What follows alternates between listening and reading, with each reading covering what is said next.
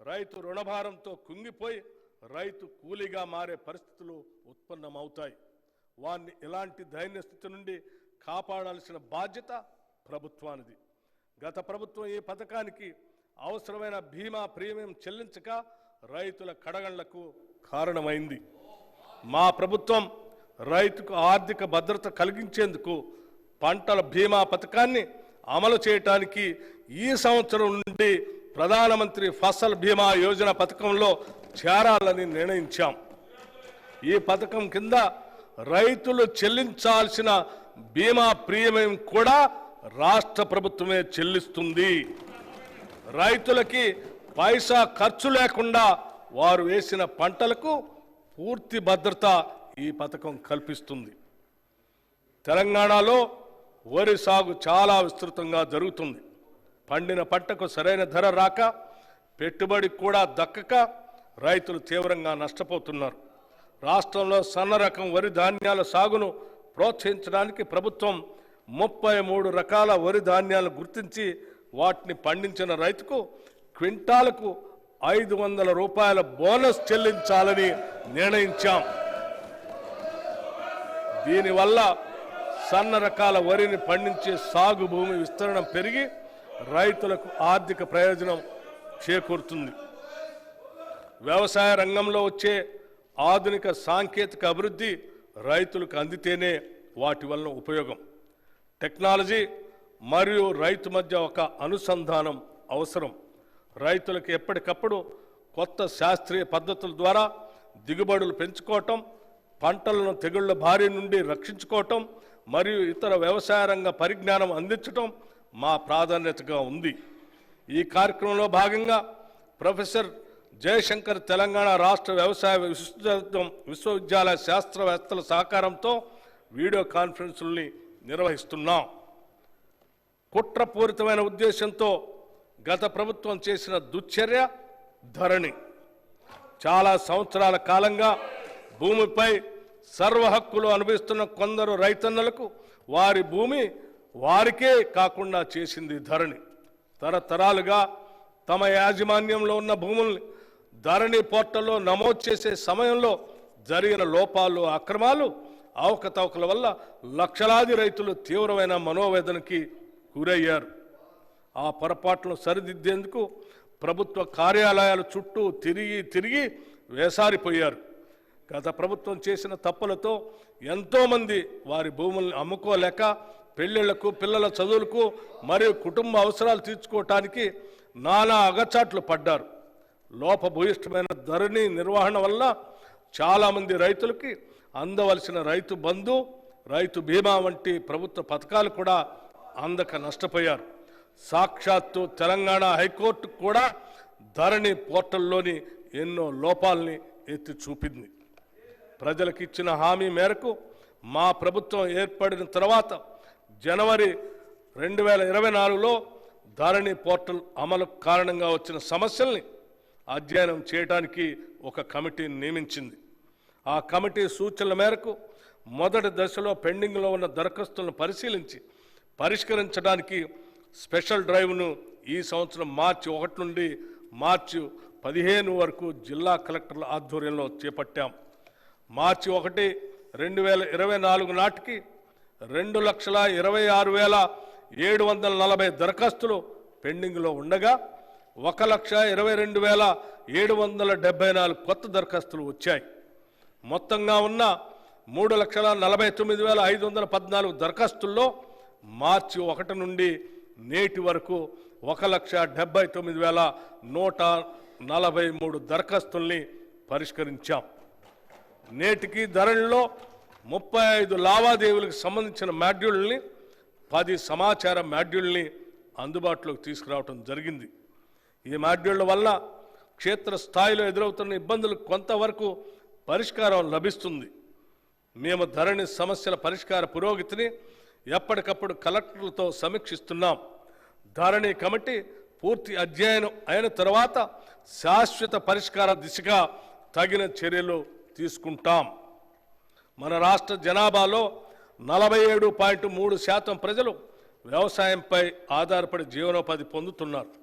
కానీ మన రాష్ట్ర ఆర్థిక రంగంలో వ్యవసాయ మరియు సంబంధిత రంగాల వాటా 15.8% మాత్రమే. ఈ రంగం యొక్క వాటా పెరిగినప్పుడు రైతుల ఆర్థిక పరిపుష్టికి దారితీస్తుంది.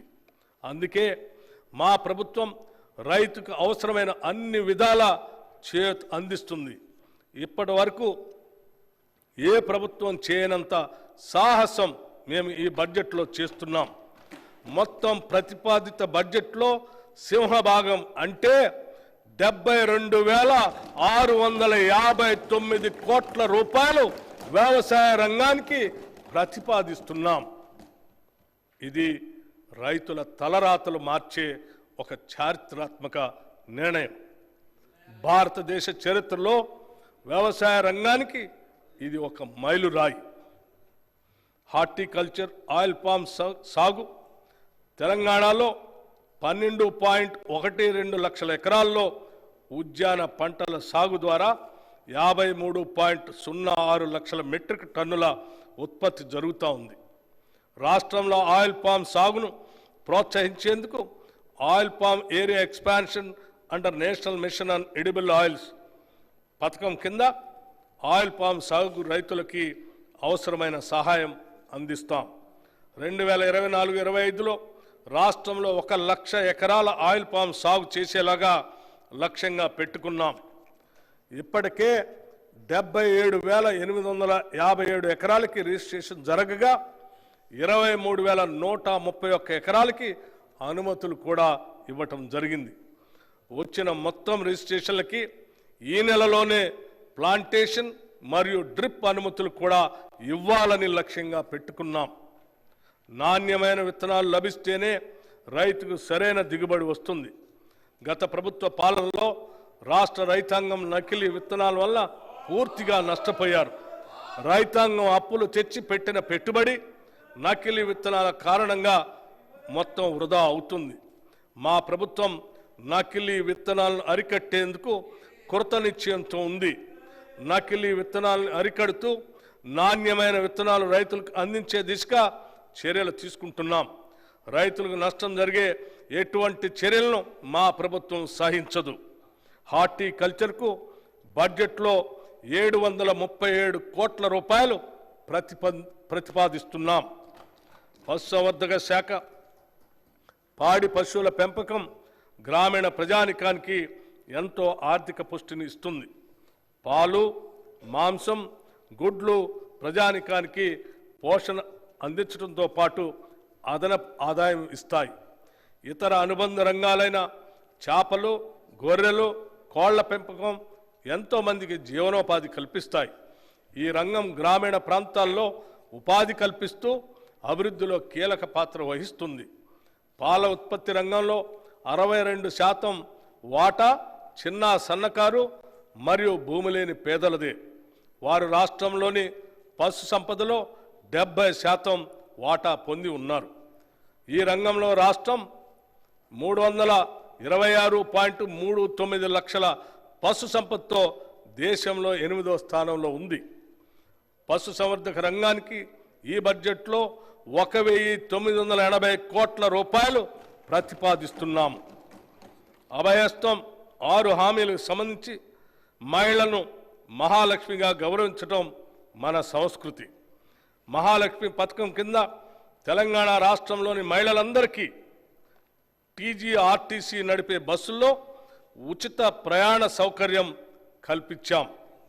ప్రయాణించే దూరం పైన, ప్రయాణించే పర్యాయాలపైన ఎటువంటి పరిమితి లేదు. ఈ పథకాన్ని ఇప్పటి వరకు 68.60 కోట్ల ప్రయాణాలను మహిళలు ఆర్టీసీ బస్సుల్లో ఉచితంగా చేశారు. పర్యవసానంగా తెలంగాణ మహిళలకు 2,351 కోట్ల రూపాయలు ఆదా అయింది. ఈ ఉచిత బస్సు సౌకర్యంతో రాష్ట్రమంతా మహిళల్లో హర్షాతిరేకాలు వెల్లువిరుస్తున్నాయి. వారు ఈ సౌకర్యాన్ని వినియోగించుకొని రాష్ట్రం నలుమూలల్లో ఉన్న పర్యాటక కేంద్రాలను, దేవాలయాలను, బంధుమిత్రులను సందర్శించే వెసులుబాటు ఏర్పడింది.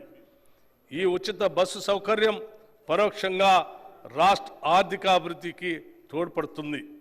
ఈ పథకానికి అయ్యే ఖర్చు ఆర్టీసీకి ప్రభుత్వం నెలవారీగా ప్రతి నెల చెల్లిస్తుంది. దానివల్ల ఆర్టీసీ సంస్థ కూడా ఆర్థికంగా బలోపేతమై $1 బిలియన్ కార్పొరేషన్గా అవతరించడానికి దోహదపడింది. 500 రూపాయలకే గ్యాస్ సిలిండర్ నిరుపేద మధ్యతరగతి కుటుంబాలకు తరచుగా పెరిగే గ్యాస్ సిలిండర్ ధరలు మోయలేని భారంగా మారాయి. వారి ఆదాయంతో పోలిస్తే పెరిగిన సిలిండర్ ధర వారికి ఒక తీవ్రమైన ఆర్థిక సమస్యగా మారింది.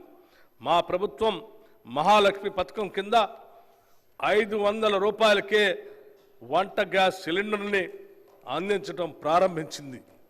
ఈ పథకం ద్వారా ఇప్పటి వరకు 39,57,637 కుటుంబాలకు లబ్ధి చేకూరింది. ప్రభుత్వం ఈ పథకానికి ఇప్పటి వరకు 200 కోట్ల రూపాయలు వెచ్చించింది. ఈ బడ్జెట్లో ఈ పథకానికి 723 కోట్ల రూపాయలు ప్రతిపాదిస్తున్నాం.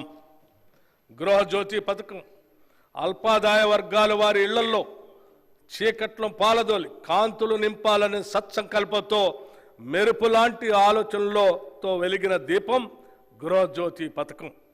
ఫిబ్రవరి 2024లో ఈ పథకం అమలుకు అవసరమైన ఉత్తర్వులను మార్గదర్శకాలను ప్రభుత్వం విడుదల చేసి ఈ సంవత్సరం మార్చి 1 నుండి అమలు చేస్తున్నాం.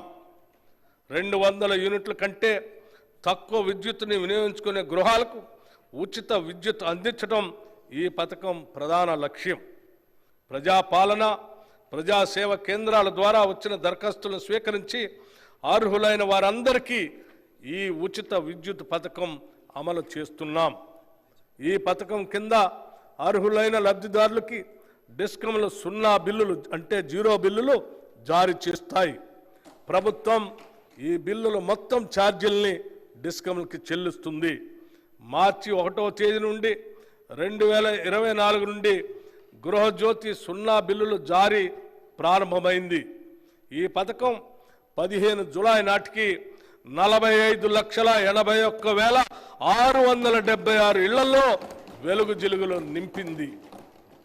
గృహజ్యోతి పథకం కింద జూన్ వరకు అందించిన విద్యుత్కు గాను డిస్కంలకు ప్రభుత్వం ఇప్పటి వరకు 583.05 కోట్ల రూపాయలు చెల్లించింది.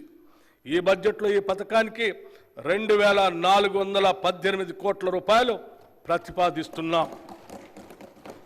ఇందిరమ్మ ఇళ్ళు రోటీ కపడా ఔర్ మకాన్లో మకాన్ ఎంతో మంది నిరుపేదలకు ఎండమావే. పూట గడవని నిరుపేదలకు గూడును సమకూర్చడం ప్రభుత్వ ప్రధాన కర్తవ్యం. గత ప్రభుత్వం నిరుపేదలకు ఆశలు కల్పించి వారికి ప్రభుత్వ ఇళ్లు కేటాయించకుండా వారిని దగా చేసింది. అసెంబ్లీ ఎన్నికల మేనిఫెస్టోలో పేర్కొన్న విధంగా మా ప్రభుత్వం ఇందిరమ్మ ఇళ్ళు అనే నూతన గృహ నిర్మాణ కార్యక్రమాన్ని ప్రారంభించి వారి ఆశలు నిజం చేసింది. ఈ పథకం ద్వారా పేదల ఇళ్లను కట్టుకోవటానికి 5 లక్షల రూపాయలు ఆర్థిక సహాయం చేయాలని అందించాలని నిర్ణయించాం.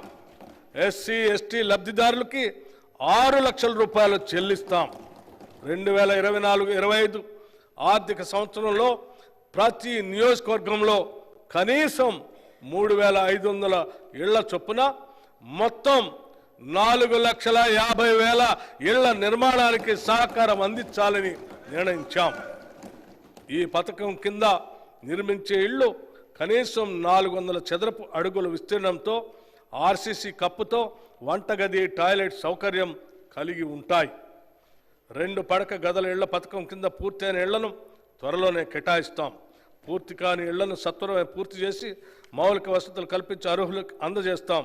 ఈ గృహ నిర్మాణ పథకాలు పేద బడుగు వర్గాల సొంత ఇంటి కలను సాకారం చేసి వారి జీవన ప్రమాణాన్ని పెంచడానికి ఇదోతకంగా తోడ్పడుతుంది.